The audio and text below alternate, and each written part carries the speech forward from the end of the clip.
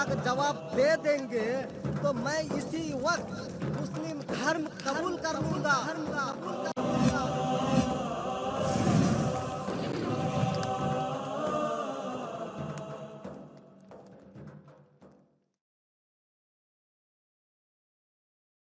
अब हम चलते हैं माइक नंबर 2 पर। माइक नंबर 2 पर अगर कोई गैर मुस्लिम भाई हैं तो अपना सवाल कर सकते हैं।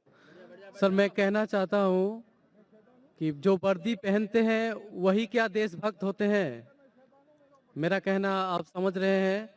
और मैं आपसे आपके हाथ से मैं कुरान को पाना चाहता हूँ, क्योंकि मुझे बहुत कुछ जानना है। मुझे कभी कभी लगता है कि ना भगवान है ना खुदा है। अगर नहीं भी माने फिर भी वो हमें सब कुछ देगा। क्यों हम लोग वेट करते हैं हिंदू मुसलमान बनने के लिए? ऐसा लगता है हमें। तो हमको बहुत जानकारी अभी बाकी है, हम जानना चाहते हैं। हमको लगता है कि ऐसा कुछ नहीं है, क्योंकि अगर स्वर्ग और नर्क है तो कौन देखा है, कौन जाके आया है और कहाँ पर है वो? अगर कोई गया है या किसने बोला है? मेरा माथा काम नहीं करता है। कहाँ है, किधर है? भाई साहब का 3 सवाल है। पहला सवाल है, भाई साहब ने कहा है कि वर्दी पहनने से क्या वो देशभक्त बन जाता है, ये आपका सवाल था। मैं वर्दी पहनने से देशभक्त नहीं बनता है। बहुत से लोग वर्दी पहन के अपने देश से गद्दारी भी करते हैं। तो वर्दी पहनने वाला देशभक्त जरूरी नहीं है। जो अपनी देश की रक्षा करता है और देश के लिए काम करता है वो सही इंसान है। वर्दी जरूरी नहीं, वर्दी है या नहीं है वो कुछ अहम क्राइटेरिया नहीं। दूसरा सवाल आप चाहते कुरान मजीद मुझसे आप आ सकते हैं। तीसरा कि मैं कभी सोचता हूं कि खुदा है क्या नहीं है, क्यों लोग आपस में झगड़ते, स्वर्ग है क्या नहीं है, किसने देखा स्वर्ग है क्या नहीं है, तो क्या करना क्या जानना। भाई साहब आपने कभी किसी को 10 माले से खुद ही मारते देखा? भाई साहब नहीं देखा तो 10 माले से खुद ही मारेंगे? मारो खुद ही ना। क्यों नहीं मारेंगे? क्यों नहीं मारेंगे? क्योंकि मर जाएंगे। नहीं देखा फिर भी यकीन है। आपने किसी को मरते हुए देखा 10 माले से खुद ही मारते हुए? नहीं सर। सुना सिर्फ ना? सुना। यकीन क्या है ना अपनी बुद्धि पे। तो यही चीज, सब चीज देखना जरूरी नहीं। मैं स्वर्ग को देखूंगा तो ही मानूंगा। क्या आपको अमेरिका जाना जरूरी है मानने के लिए अमेरिका है क्या? नहीं। आज टेक्नोलॉजी बढ़ चुकी है भाई साहब। आप 10 माले से खुद ही मार के एक आदमी को मरते देखेंगे फिर ही बोलेंगे अच्छा 10 माले से खुद ही मारेगा तो इंसान मर जाएगा। ये जरूरी नहीं देखना। अपने बुद्धि से आपको इम्तिहान लेने पड़ेगा, क्या बात सच है क्या बात गलत है। तो आप जब पढ़ते हैं, जो शास्त्र पढ़ते हैं जो आपकी बुद्धि को नहीं संतुष्ट करता है आप उसमें नहीं मानते, तो ऐसे शास्त्र पढ़ो जो आपकी बुद्धि को मनवाएगा। और मिसाल के तौर के ऊपर कुरान मजीद, आज अगर आप साइंस और टेक्नोलॉजी के हवाले से कुरान मजीद चेक करते, कुरान मजीद में एक भी आयत नहीं जो साइंस के खिलाफ है। आज आप 80% चीज मिसाल के तौर पे साइंस के जरिए कुरान मजीद की साबित कर सकते हैं। 20% एम्बिग्युअस है, नीदर सच नीदर गलत। मिसाल के तौर पे साइंस ने आज ये साबित नहीं की क्या स्वर्ग है या नरक है, बराबर। साइंस ने ये भी नहीं साबित की कि दूसरी जिंदगी है, पुनर्जन्म, लाइफ आफ्टर डेथ। लेकिन अगर 80% 100% सही है, 20% डाउटफुल है, नीदर राइट नीदर रॉन्ग, मेरी लॉजिक कहती है कि इंशाअल्लाह ये 20% भी सही रहेंगी। ये अंधविश्वास नहीं है, ये लॉजिकल विश्वास है। तो कुरान में बाकी साइंटिफिक फैक्ट के अलावा ये भी लिखा है कि स्वर्ग है नरक है। तो ऐसी किताब पढ़ो जिससे आपका मन संतुष्ट हो। आप कुरान मजीद पढ़ो, इंशाअल्लाह आपको यकीन आएगा स्वर्ग और नरक में। आप आके कुरान मजीद ले सकते भाई साहब। सर स्वामी विवेकानंद बोलते हैं कि स्वर्ग और नर्क अपना दिल में है। तो ये कैसे बोल दिया? ये बहुत बड़ा पंडित है। स्वामी विवेकानंद ना कि खुदा है क्या? आप वेद की बात मानेंगे, स्वामी विवेकानंद की बात मानेंगे? सर हम लोग यंग तो बहुत उसको फॉलो करते हैं। हाँ, अगर कोई आदमी ने गलत किया, इंसान गलती कर सकता है क्या नहीं? इंसान गलती कर सकता है क्या नहीं? कर सकता है सर। कर सकता है। तो कोई इंसान कुछ चीज कहता है, आपको देखने पड़ेगा वो सही है क्या गलत है। मैं भी इंसान हूं, मैं भी गलती कर सकता हूँ। गलती क्या तो बोलूंगा सॉरी भाई इंसान हूं, गलती कर सकता हूँ। कर सकते क्या नहीं? तो अगर स्वामी विवेकानंद ना वेद के खिलाफ बात करे तो उसकी बात मत मानो। जो बात वो वेद के मुताबिक करते वो बात मानो। आप समझ रहे? मेरा भी कोई जुमला मिला जो कुरान के खिलाफ है, मेरे जुमले को भी फेंक दो ना। स्वामी विवेकानंद, दूर की बात है, मैं अगर कुछ कुरान और सही हदीस के खिलाफ बोल रहा हूं तो मेरी बात भी मत मानो। मेरा दो स्टैंडर्ड नहीं, मेरा डबल स्टैंडर्ड है, वन स्टैंडर्ड है। जो खुदा ने बोला, खुदा की किताब को मानो, उसके ऊपर अमल करो। लोग अक्सर आपको खुदा की किताब से दूर लेके जाते, मैं यहाँ आया हूं लोग को खुदा की किताब के नजदीक लेके आने के लिए। अब हम आते हैं फिर माइक नंबर 1 पर। वहां पर अगर कोई गैर मुस्लिम भाई हैं तो वो अपना सवाल कर सकते हैं माइक नंबर 1 से। मेरा नाम राकेश रंजन है, मैं कटिहार से हूँ। इस्लाम मेरे जहन में काफ़ी दिनों से है और मैं पीस टीवी कभी कभी देखा करता था और आपसे काफ़ी इंप्रेस हूँ। तो एक सवाल मेरे दिमाग में ये आ रहा है कि क्या इस्लाम कबूल करने पर शाकाहारी को क्या मांसाहारी होना ज़रूरी है? ये आम लोगों की जहन में है। भाई साहब का अच्छा सवाल है कि इस्लाम कबूल करने पे क्या शाकाहारी को मांसाहारी, वेजिटेरियन को नॉन वेज होना फर्ज है? नहीं भाई साहब, इस्लाम में गोश्त खाना फर्ज नहीं है।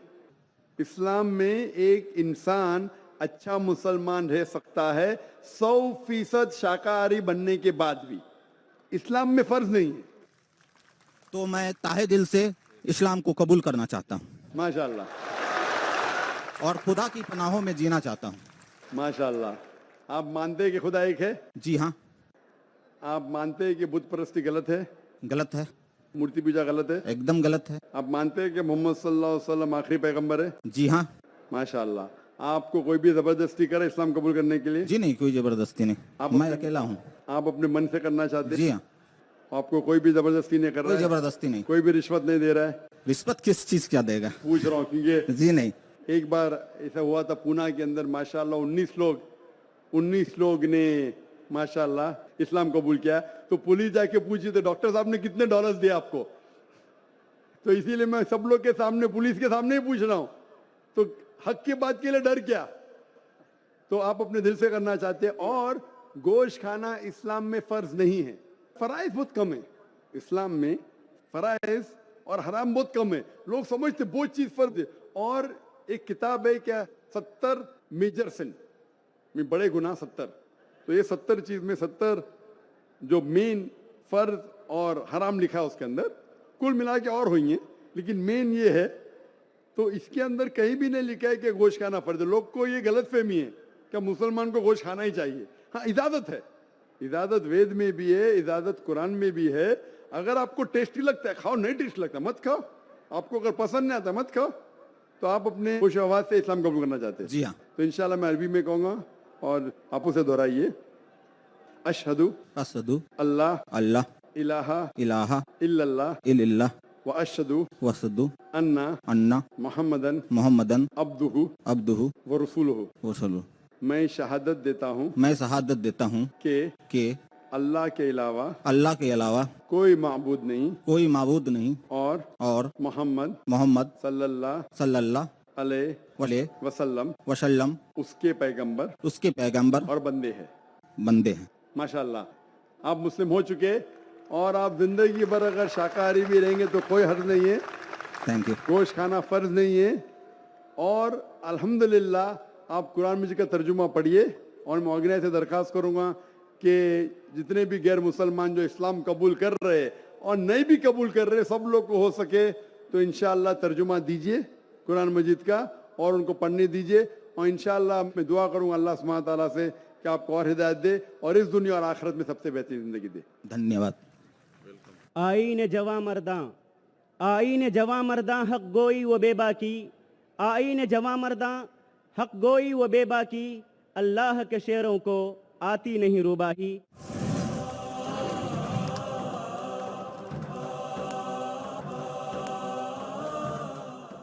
अब हम सवाल करने का मौका देते हैं उस गैर मुस्लिम खातून, गैर मुस्लिम बहन को जो यहाँ हमारे पास डैश के नीचे मौजूद है। आप सवाल कर सकती हैं। अस्सलाम वालेकुम, मैं रेखा मोहब्बत्रा मेदिनीपुर से आया हूँ। क्वालिफिकेशन एजेस, मैं पीस टीवी का डेली मुआयना करती हूँ। इस्लाम के बारे में मुझे इसी से मालूमात नहीं है। निज मेरे क्लास के लड़का भी इस्लाम के बारे में मुझे मालूमात देते रहते हैं। इन मालूमात से मस्जिद तो कार अपनी मर्जी से इस्लाम कबूल करने की ख्वाहिश रखती हूँ। इसलिए आप बारह में करम इस्लामी कलेमा पढ़ दे। माशाल्लाह बहन ने कहा कि वो पीस टीवी देखती है और पीस टीवी देखने के बाद उसके पैगाम से प्रसन्न होकर वो इस्लाम कबूल करना चाहती है। बहन मैं पूछना चाहता हूँ कि आपको इस्लाम कबूल करने के लिए कोई भी ज़बरदस्ती कर रहा है? नहीं। आप अपने दिल से करना चाहती? जी। कोई भी आपके ऊपर प्रेशर डाल रहा है? जी नहीं।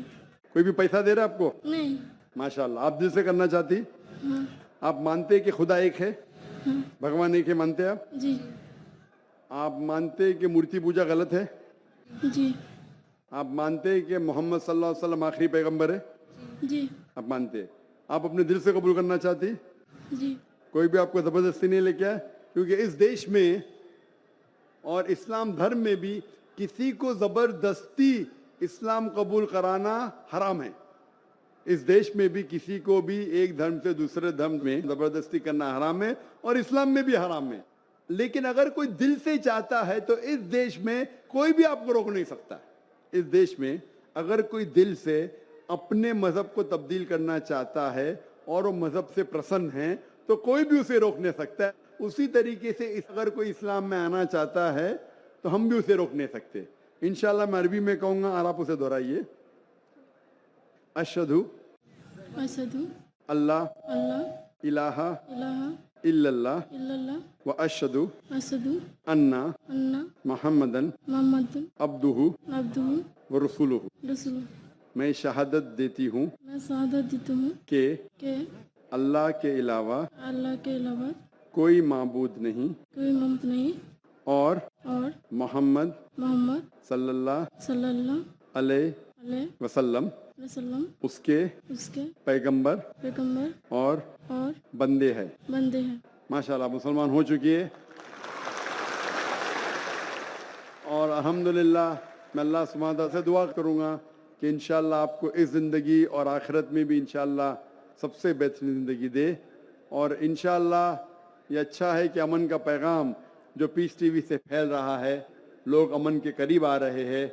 और मेरी दरख्वास्त है कि जो भी यहाँ वॉलंटियर हजरात है, जो भी इस्लाम कबूल कर रहा है, उसे अगर हो सके तो कुरान मजीद का तर्जुमा दीजिए, उसका नाम और एड्रेस लिख लीजिए। अगर उनको कोई शक है या कोई भी उनको डाउट है इस्लाम के बारे में तो आप लोग उसे दूर करना चाहिए।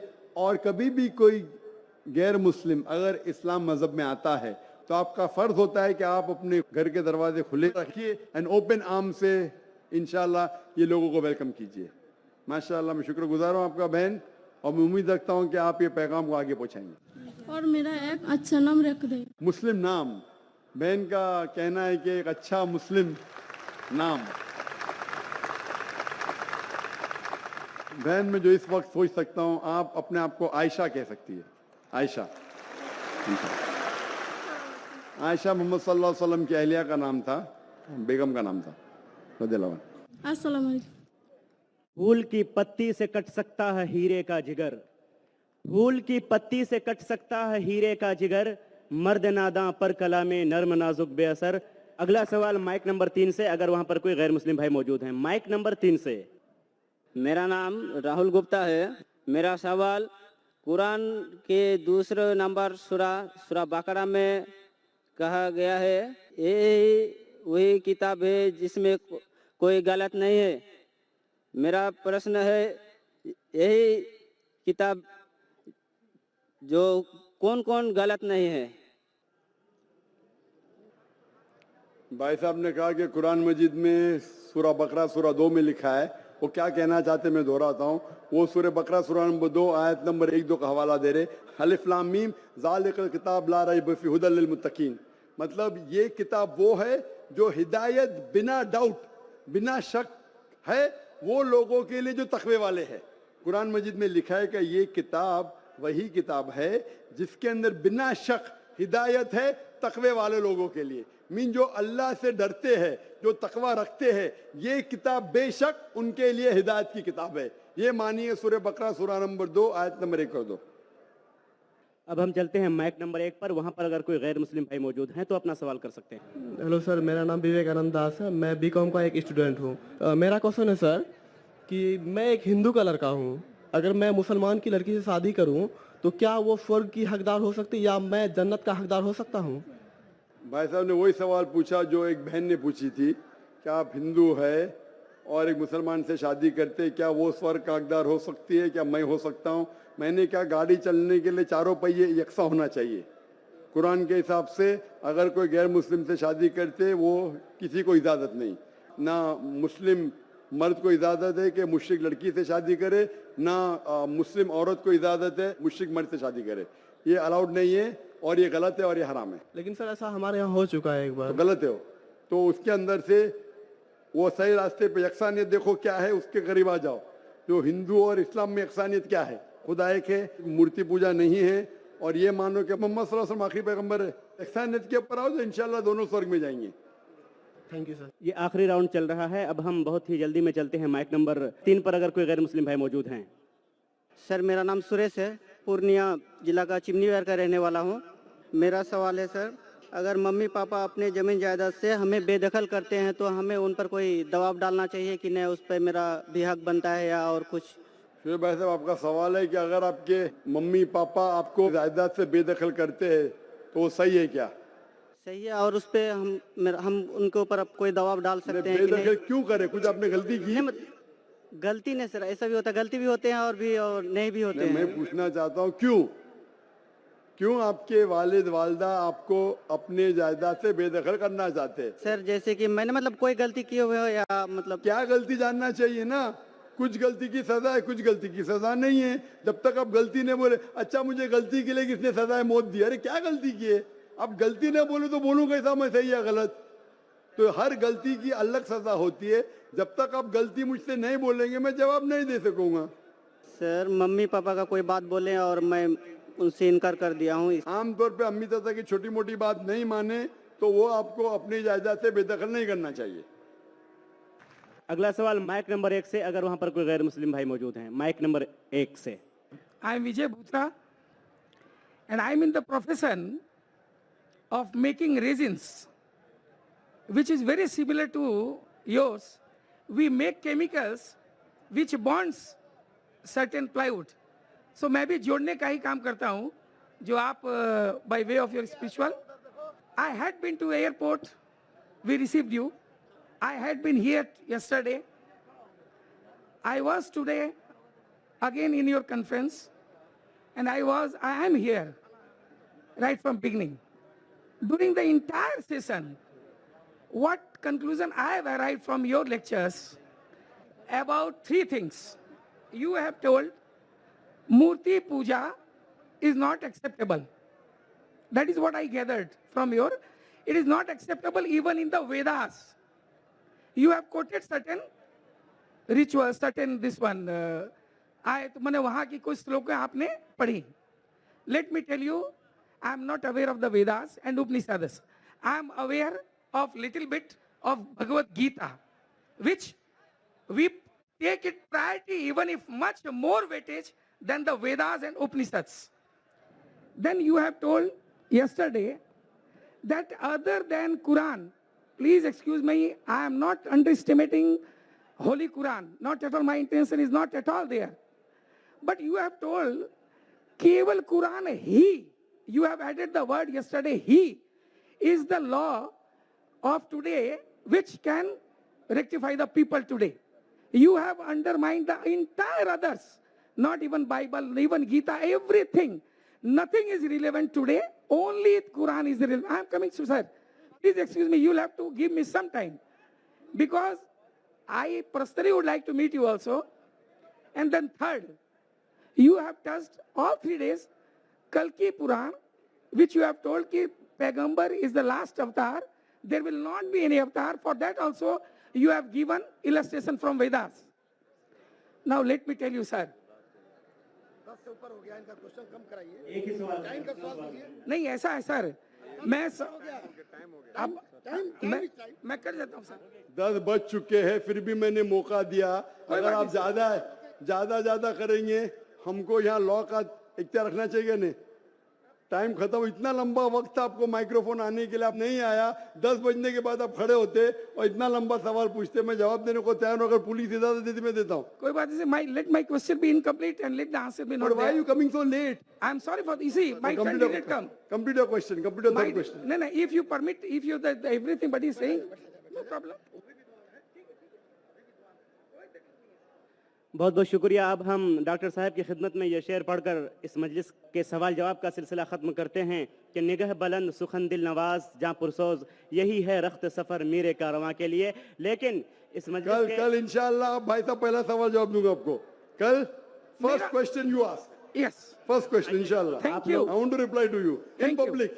Thank you. In public, not privately. I am also going to put the questions in public, sir. Inshallah. I also put my question, entire question, Oh sure. tomorrow in public, sir. Thank you. Thank you. आप लोग शांति का माहौल बना रखें। अगर आप लोग doctor Zakir नायक साहब से मोहब्बत करते हैं तो मोहब्बत का मतलब होता है उनका एहतराम करना और उनको तकलीफ न पहुंचाना। कोई ऐसी हरकत न करें आप लोग जज्बात में आकर के, मोहब्बत में आकर के कि जनाब डॉक्टर जाकिर नायक साहब को तकलीफ पहुंचे। आखिर में हम तौहीद एजुकेशनल ट्रस्ट किशनगंज के चेयरमैन जनाब मोतियुर रहमान साहब से गुजारिश करते हैं कि आएँ और आखिरी कलिमात शुक्राने के साथ पेश करें और इस मजलिस के अख्ताम का ऐलान करें। जनाब मौलाना मोतियुर रहमान मदनी साहब, chairman Tauheed Educational Trust Kishanganj, organiser Roohe Rawan Kishanganj piece convention. बिस्मिल्लाहिर्रहमानिर्रहीम, अल्हम्दुलिल्लाहि रब्बिल आलमीन व सल्लल्लाहु व सल्लम अला नबिय्यिना मुहम्मद व अला आलिहि व सहबिहि अजमईन, अम्मा बाद। क़ाल अल्लाहु तआला लइन शकरतुम लअज़ीदन्नकुम व लइन कफरतुम इन्न अज़ाबी लशदीद। आप अगर शुक्रगुजार हैं तो अल्लाह आपको और मज़ीद नवाजेंगे। ख़वातीन व हज़रात, आज का दिन किशनगंज के लिए एक दूसरा तारीख़ी दिन साबित हुआ। किशनगंज पीस कन्वेंशन का दूसरा ये दिन था। बहुत पुरअमन और शांति के साथ हमारा ये आज का प्रोग्राम इख्तिताम पजीर हो रहा है। मैं अल्लाह रब्बुल आलमीन के शुक्रगुजार हूँ, फिर हमारे मुहतरम डॉक्टर जाकिर नायक हफ़िज़हुल्लाह का, और उसके साथ साथ हमारे ज़िला के प्रशासन का बहुत ममनून और मशकूर हूँ कि वह हमारे साथ हर मोड़ पर हर तरह की ताउन फरमाएँ। और मैं आप सामीन का भी बहुत बहुत शुक्रगुजार हूँ कि आप शांति और पीस के साथ आज का ये प्रोग्राम सुने। मैं कल इंशाअल्लाह आप लोगों का इंतज़ार करूँगा, लेकिन गुजारिश होगी आप लोगों से कि पुरअमन और शांति के साथ आप आएँ इस प्रोग्राम में। इन्हीं चंद कलिमात के साथ मैं अपनी बात को ख़त्म करता हूँ इस दुआ के साथ, सुब्हानक अल्लाहुम्मा व बिहम्दिक अशहदु अल्ला इलाहा इल्ला अंत अस्तगफिरुक व अतूबु इलैक व सल्लल्लाहु अला नबी वस्सलामु अलैकुम व रहमतुल्लाहि व बरकातुहू।